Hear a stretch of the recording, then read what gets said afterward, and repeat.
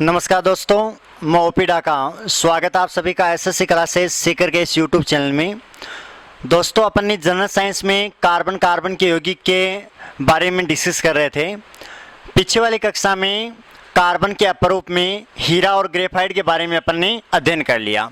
अब कार्बन का जो क्रिस्टलीय अपरूप है हीरा ग्रेफाइट, उनके बारे में अध्ययन कर लिया। अब अपन बात करने वाले हैं फुलरीन के बारे में, यानी कार्बन के क्रिस्टलीय अपरूप, अक्रिस्टलीय अपरूप। यानी कार्बन के अपरूप दो प्रकार के होते हैं, क्रिस्टलीय, अक्रिस्टलीय। पीछे वाले कक्षा में देख लिया था। आज नए बच्चे जो जुड़ रहे हैं पीछे वाला वीडियो जरूर देख लेना ताकि पूरा बढ़िया समझ में आ जाए, ठीक है। उसमें क्रिस्टलीय अपरूप के प्रकार आपको बताया, डेफिनेशन बताई थी, अक्रिस्टलीय अपरूप की डेफिनेशन बताई थी, प्रकार बताए थे, ठीक है। तो ध्यान देना भाई, क्रिस्टलीय अपरूप में हीरा और ग्रेफाइट के बारे में अपन ने अध्ययन कर लिया। अब अपने फुलरीन के बारे में चर्चा करने वाले हैं। सबसे पहली बात, अगर आपको पूछा जाए फुलरीन की संरचना के बारे में तो अपन ये कह सकते हैं फुलरीन की संरचना गोल गुंबदे फुटबॉल जैसी होती है। फुलरीन की संरचना गोल गुंबदी फुटबॉल जैसी होती है, जिसे अपन क्या कह सकते हैं दोस्तों, बक्की बॉल कह सकते हैं, जिसे अपन बक्की बॉल या बकमिनस्टरें फुलरीन कह सकते हैं, बकमिनस्टरें फुलरीन कह सकते हैं, ध्यान रखना।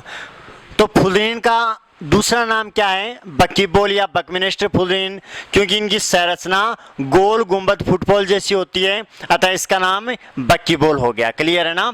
उसके बाद देखो भाई, फुलरीन के एक कार्बन परमाणु में अपन ये कह सकते हैं, फुलरीन के एक अणु में कितने कार्बन परमाणु होते हैं, तो अपन ये कह सकते हैं फुलरीन के एक अणु में 60 से 70 की संख्या में कार्बन परमाणु होते हैं, ठीक है ना।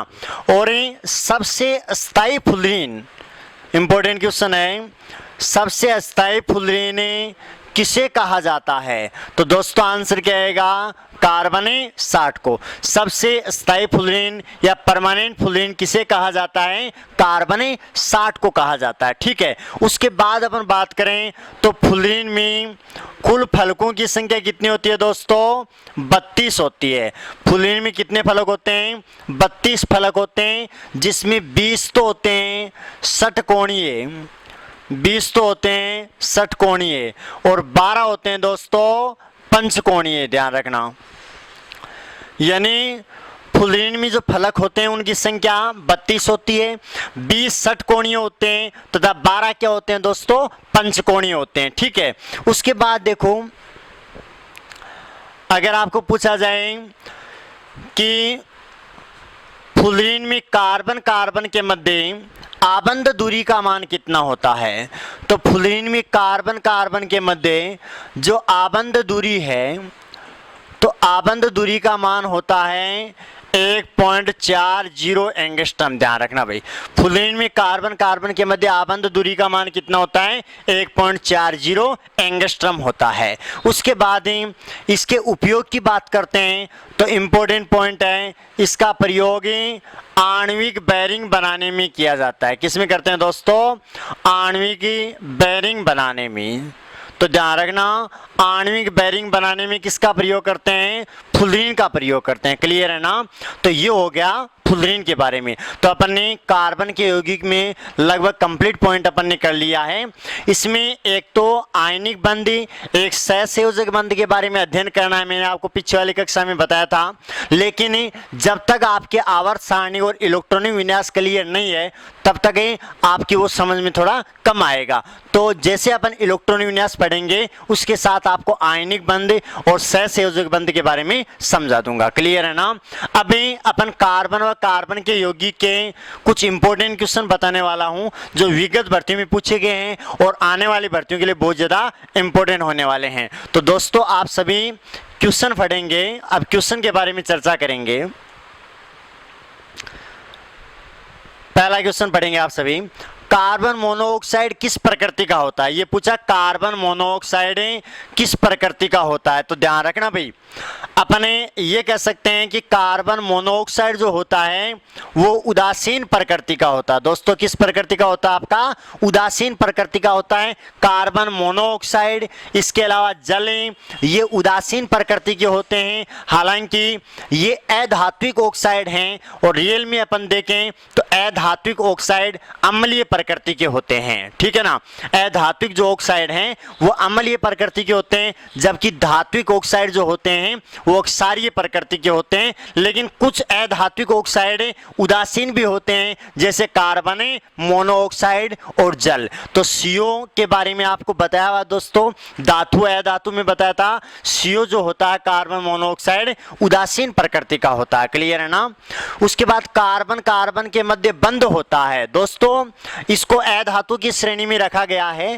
और अधातु के मध्य ध्यान रखना, अधातु और अधातु के मध्य हमेशा सहसंयोजक बंध बनता है दोस्तों। कौन सा, सहसंयोजक बंध बनता है, जबकि धातु व अधातु के मध्य हमेशा आयनिक बंध बनता है, ध्यान रखना। तो बोलो बात कार्बन कार्बन की आ गई, यानी अधातु की बात आ गई, तो दोस्तों क्या बनेगा, सहसंयोजक बंध बनेगा। पहला ऑप्शन सहसंयोजक, दूसरा आयनिक, तीसरा उपसहसंयोजक, चौथा कोई नहीं। करेक्ट आंसर क्या आएगा, सहसंयोजक बंध। उसके बाद ही प्रकृति में कार्बन का शुद्ध रूप है दोस्तों, प्रकृति में कार्बन का सबसे शुद्ध रूप हीरा को माना गया है, जबकि कोयले का शुद्ध रूप एंथ्रेसाइड को मानते हैं और लोहे का शुद्ध रूप पिटवा लोहा को मानते हैं। कार्बन का शुद्ध रूप की अपन बात करें तो हीरा को माना जाता है, कोयले का शुद्ध रूप की अपन बात करें तो एंथ्रेसाइड को माना जाता है दोस्तों। इसके अलावा लोहे के शुद्ध रूप की अपन बात करें तो पिटवा लोहा को माना जाता है, किसको, पिटवा लोहा को माना जाता है, क्लियर है ना। नेक्स्ट क्वेश्चन पढ़ेंगे, कार्बनिक यौगिक में मौजूद रहता है। अब कार्बनिक यौगिक है तो निश्चित रूप से इसमें क्या होगा दोस्तों, कार्बन ही होगा। पहला ऑप्शन कार्बन, दूसरा नाइट्रोजन, तीसरा सल्फर, चौथा फास्फोरस। तो करेक्ट आंसर क्या आएगा दोस्तों, कार्बन आएगा, ठीक है। नेक्स्ट क्वेश्चन है, LPG में मुख्य गैस होती है दोस्तों। LPG के बारे में आपको बताया था, यानी लिक्विड पेट्रोलियम गैस हो गई। और LPG का जो घटक होता है वो प्रोपेन व ब्यूटेन होता है। तो ध्यान रखना, प्रोपेन व ब्यूटेन, यानी मुख्य घटक मानते हैं किसको दोस्तों, ब्यूटेन को, क्योंकि ब्यूटेन कितना परसेंट होता है आपका, 80% होता है, जबकि प्रोपेन कितना होता है आपका, 20% होता है। अकॉर्डिंग टू ऑप्शन अपन कैसे करेंगे, इसमें यह दिया है कि LPG में मुख्य गैस रहती है, मुख्य गैस के बारे में पूछा है। पहला ऑप्शन मेथेन, दूसरा एथेन, तीसरा ब्यूटेन, चौथा प्रोपेन। यानी प्रोपेन भी ऑप्शन में है, ब्यूटेन भी है, अलग अलग ऑप्शन दिए गए हैं। पहली वरीयता यानी मुख्य रूप से कौन सी है दोस्तों, 80%, यानी ब्यूटेन है। तो करेक्ट आंसर दोस्तों क्या आएगा आपका, ब्यूटेन आएगा, ठीक है।